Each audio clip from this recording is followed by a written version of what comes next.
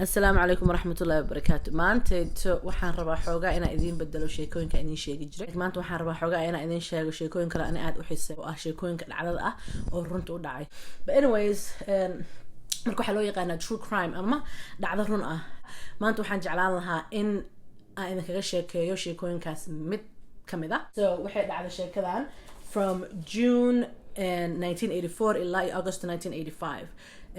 hal nin marka wuxuu dilay 14 qof oo badankooda guryahooda ugu tagay kulligood actually gurigooda ku dilay kan Richard Ramirez wuxuu dhashay 1960 ama 1960kii waxaa dhalay nin naag kasoo guuray Mexico wadankooda kasoo tageen si qarsoodi ah marka waxay usoo galeen Mareykanka dadka marka qarsoodidaas usoo gala oo aan sharciga lahayn waxay u yaqaanaan undocumented markay Mareykanka imaadaan. Anyways, marka aabihiis hooyadiis waxay ahayn undocumented waxay ka shaqeyn jireen marka wiilka aabihiis wuxuu ka shaqeyn jiray beeraha Mareykan ku yaala hooyadiisna waxay ka shaqeyn jirtay meel warshad ah ay ka shaqeynaysay marka anyways marka wiilkan waxaa la dhahaa Richard Ramirez wuxuu dhashay 1960 wuxuu ku dhashay Texas wuxuu ahaa markuu yaraa yani wiil fiican u ahaa markuu 8 sano gaaray waxay dhaheen asagoo maalin ku ciyaaray meesha caruurta parkinka la geeyay meelaha ku ciyaaraan qof wiifo ka samaysan alwaax ku soo tuuray oo marka madaxa meeshan fooda hor uga dhacay asagoo markuu gadaal u dhacay uu suuxay waxay dhaheen isla markiina waxa ku dhacay qalalkaas yani maskaxdiisa waxba u geystay markuu 10 sano gaaray waxa noloshiisa ku soo darsamay yani wiil adeerkiis dhalay oo Michael la dhaho wuxuu ka soo noqday dagaalkii Vietnam Mareykanka Vietnam ka dhaxeeyay markuu ka soo noqday asaga markaasuu yani si fiican yani wuu helay cunugan yani waxyaabo badan uga sheekeyn jiray gurigooda u deganaa marka wuxuu uga sheekeyn jiray balaayo dhibaato u meeshaas dhinacaas uu ku soo arkay dagaalkii iyo masawiro badan oo hayay oo la yiri gabdho badan oo meesha Vietnam yani Vietnamese ah meesha gabdhahaas uu marna xoogi jiray marna dili jiray marna qaarkood xataa inta la dilay la gowracay madaxooda saas ayaga u haay masawiro iska soo qaadi jireen la yiri marka masawiradii cunugan yaro 10 sano jira waxoogaa also brain damage ku dhacay yani qalalkan iyo suuxsuuxan iyo waxaan ku bilaabmeen uu tusi jiray maalin walba balaa uga sheekeyn jiray ilaa also waxyaabahan uu tusi jiray darogan uu bar cunug yaraa asagoo 10 sano jira markuu wuxuu bilaabay inuu ismo gareeyo bahashan marijuana dalbo 13 sano markuu gaaray waxaa la yiri asagoo la jooga wiilkan adeerkiis dhalay wiilka adeerkiis dhalay inaagtiisa is dagaalay xabadii soo qaadanaya madaxu ka tooganay naagti hortiis ay hortoo taagan meesha ku dhimanay waxaa la yiri marka naagtaas dilkeeda markuu arkay iyo balaayadan uu ninkan u soo bari jiray ilaa 10 sano markuu jiriya wixii maskaxdiisa waxay ku noqotay something uu jeclaaday wuu isbedel asagoo dhan. How come waalidkiisa never protected him from way shaqeynayeen dad masaakiin waay adiga wuxuu maanta dhan jiray maxaa la dhahaa the farm hooyadiisna way shaqeynaysay ilaa badan guriga joogay wiilkan guriga la deganaa you know what I mean so ma ahayn wax oo banaanka imaaday uu ka soo tagay Los Angeles soo aaday okay Los Angeles markuu soo aaday wuxuu noqday yani wuxuu ogaaday markuu daroogada cuno inuu seizure ka tagay moogta marka wuxuu yeeshay yani drug habit lacag u baahan yahay marka mar walba uu daroogo ku soo gato shaqo wuxuu ka helaya hotelka markuu shaqada ka helo wali waxa didii wadaa marka dadka markii furaha la siiyo oo hotel room lagu furo asagana wuxuu sameeysan jiray duplication duplicate kaas oo qaadan jiray dadka markay baxaan uu soo doomari jiray qolka wuxuu ka xadi jiray maalin asoo saasoo kala sameeyay uu qol soo galaya u maleynaya dadka inay ka maqan yihiin qolka wuxuu arkaya naan ka soo baxday musqusha ayadoo qubaysi ka soo baxday wuxuu damcay inuu naagta u xoogo isla markii maxaa la dhahaa uu ku boodaya asagoo xoogaya naagta ninkeeda soo galay ninkeeda meel fog ma jirin gaarigu soo baarkin gareynay gaari ninkeeda ku soo noqonaya naagtiisa ninka maxaa la dhahaa rabo inuu xoogo kala carar ninka intuu qabsado asaga wuxuu u garaacaya si ma sha Allah baqdo kala saay ninka garaacaya ninka yes ninkeeda garaacay booliiska la wacay asaga waa la xiray masawir laga qaaday masawirkan hadhow tu gadaal muhiim ka noqon doona xasuuso masawir markii laga qaaday naagtii vacation ay ku jiraan ayada ninkeeda ayadana Mexican ahayd marka waxay tiri LA ma joogaayo mana u soo noqonayo koorta dambe ma la igu yeeraayo I don't care ninkayga garaacay asagana dhibaato ma u geeysan markii wuu damcay inuu xoogo moogta muusan xoogin ninkeeda ka soo gaaray ilaaha ka qabta marka waxay tiri aniga I'm not gonna press charges ma doonanayo iska dira I don't care way baxay magaalada ka tagtay mogta iska baxda isagana waa la soo sii daayay laakiin faraha laga qaaday masawirna laga qaaday at the police station Okay. bas tegay wuxuu aaday San Francisco markuu imaaday San Francisco shaqo wuxuu ka helay apartment building oo dad badan degan yihiin oo kala duwan apartmentigii asoo ka shaqeynaya maalin oo basementigii yani meesha ugu hooseysa oo maqaasinka dadka dhan ay wax ka gashan jireen asagoo jooga gabar yar oo ah Asian indhayar iyo walaalkeed waxay aadayaan oo cayaarayaan cunug walaalkana wuxuu jiray 8 sano gabadhan waxay jirtay 9 sano waxay cayaarayaan dhudhumasho ya hayden si ka cayaarayaan dhudhumasho basementigii aadayaan gabadha kaligeed ayadoo ah ninkii asagoo meesha jooga gabadheedu qabsanaya wuu garaacaya wuu xoogayaa mindiyu ku dooxa dan wuxuu soo qaadanayaa xarig meesha yaalay oo korontada xarigeedu maxaa la dhahaa qoorta uu daldalaya basically gabadha can you believe gabadhaan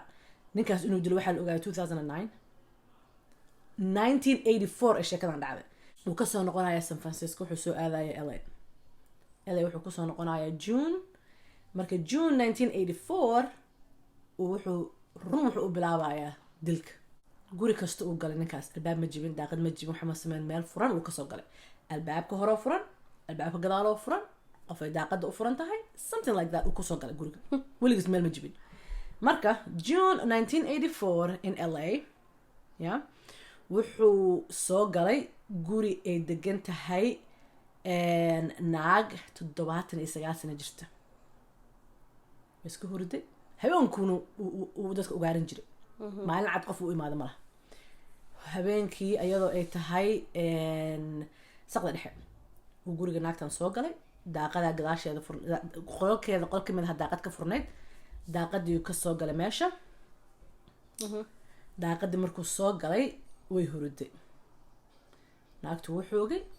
mindiyu soo qaatay mindidii maxaa la dhahaa wuu gowracay basically waxay dhaheen yani qoorteeda gadaale hilib yar asaa isku haystay basically madaxooda inuu ka gooyo remember masawiradu fiirsan jiray markuu yaraa oo ninka uu maxaa la dhahaa uu kasoo qaaday gabdhihii Vietnam joogay habarta indheer mahad may indheer mahad islaantaan naag cadaan ahayd 1985kii wuxuu aaday another city oo u dhow LA habeen barki again gurigan waxaa joogay gabar yar oo 22 sano jirta oo Maria Hernandez la dhaho actually gabadhaan ay gurigeeda soo galeysay okay waxay isla deganayeen guriga gabar kale oo indheer gabadhaan guriga markay soo galeysay garaashkay furaysaa gaarigeeda markaas uu garaashka soo galaya ninkan meeshu ka soo baxaya xabadu soo qaadana iyada ma ahan qofku rabay gabadha guriga ku jirto rabay xabadu soo qaadanaya markaas wuxuu ka dhex tooganaya gaarigeeda marka iyada furaheeda ka soo bixisay oo gacanteeda furaha ku haysay balday ilaahay meel waxaan ugu talagalin ayada si furaha u haysay leedahay saas isaga celinay mogta furihii waxa ku dhacaya xabadii way ka boodaysaa marka waxa iska dhigay qof dhintay hoos waxaa meesha galaysaa gadaal u noqonaya guriga wuxuu isleeyahay guriga soo gash waa dishay gadaal u noqonaya gabadhi kale raadsanaya gabadhi markay xabadda markay maqashay carartay waxay isku qarisay jikada meel maxaa la dhahaa miisaska jikada yaa gadaasho wuu soo galay wuu raadi madaxeeda kor usoo qaaday waxay damacdeen fiirsada qofka guriga soo galay wuu helay xabaduu ku dhufanaya halkaas uga dhacaysaa fooda ah way dhimanaysaa marka maxay ahayd markay dhimato wuu ka tegayaa so within that hour that same saacad yani guri kale u dhacaya isla same magaalo ah gurigaas waxaa deganaa naag 30 sano jirta naag 30 sano jirtay gurigeeda markuu galo naagtan ayadana ma xoogay bastooladu soo qaadanaya madaxu uga dhufanaya 2 times ya 2 jeer in one city hal habeen wuxuu soo dilay gabadha jikada ku jirtay wuxuu dilay gabadhan kale wuxuuna isku dayay inuu dilo tii garaashka soo galeysay marka gabadhii aa wacday booliiska tii garaash ku jirta uu maleynay dhimatay waxay tiri ninkaana wala maxaa la saaxiibtay anigana wuu damcaan u dilo marka hadana meesha kale hadana laga soo wacay same city marka booliisku waxay dhaheen okay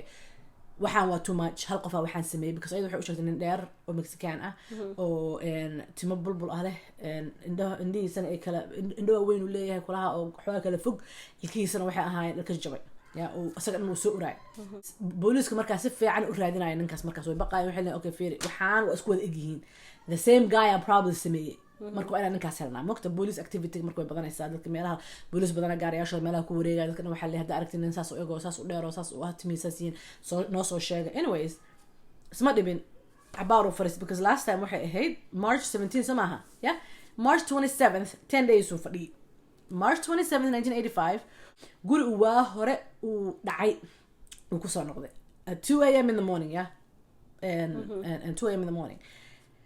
and marka mid kale ninkan lagu ogaaday waxay ahayd naagaha markuu guri soo galo hadday nin naag joogaan ninka isla markii uu dili jiray marka guriga markuu soo galay uu soo gudbaya qolkii jiifku imaanaya nin naagtiisa oo sariirtaas u wada hurda ninka asagoo weli hurda waxba maxaa la dhahaa madax ka tooganaya 2 jeer 3 jeer naagtiisii oo meesha la hurday aa soo kacaysa xabadihii markay maqasho ya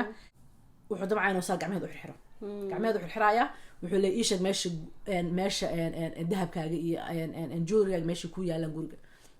wuxuu tilmaamay ilaahay amarkiisa gacantiisa leedahay way kasoo baxaysaa meesha bahalka wuxuu furfurmaa moogta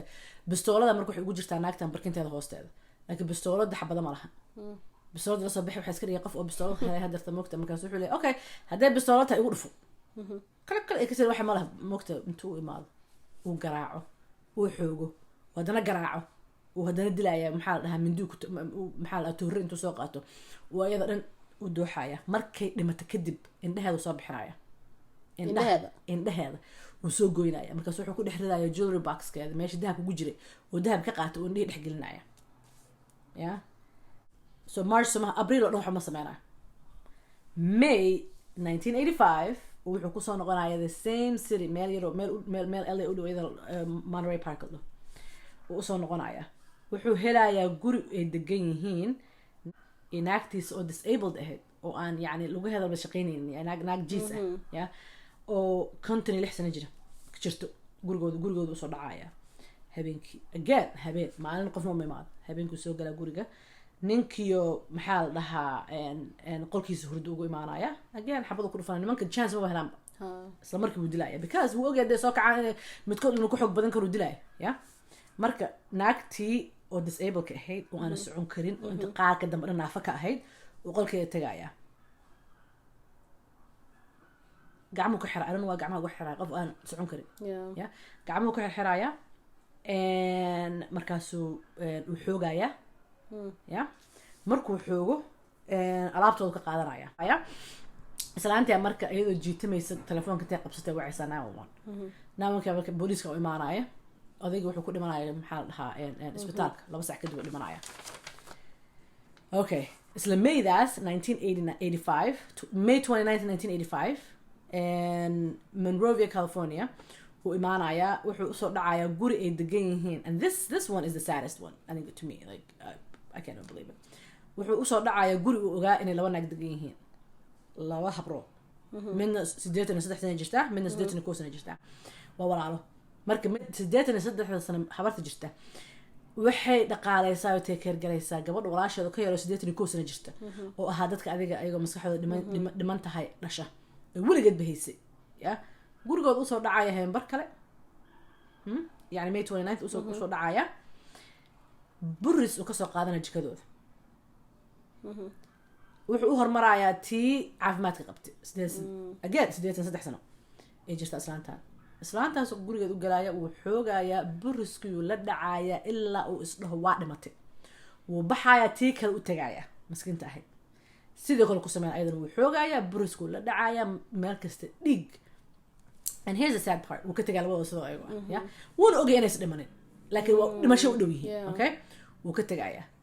islaamahaas family ma lahayn miya dadka warqaba ma lahayn miya daris ma lahayn miya I don't know 2 bari lama helay dadkaas maxaa la 2 bari kadib la helaya ayuu qol gurigooda ku jiray dhiig baxay by then yeah by the time starka la keeno ay dhimanaya so it seems like inuu jecel yahay inuu kufsado dadka oo vulnerable or habraha oo ilmaha yariiska yeah gabadha yar 9 sano jirtay intaan habraha 9 qofu kala jecel yahay mal asaga yeah marka warawa runta because he didn't rape gabadha yar la ku jiray xabadu ku dhuftay yeah wuxuu isdaaday way iska celin karaa ma aqaan I don't know marka perverted qof marka sheekada hadda kana nagu sii joojinaya obviously dad badan yoo ugu tagay uu dilay marka the next video aan soo gelinayo taas insha allahu tacaala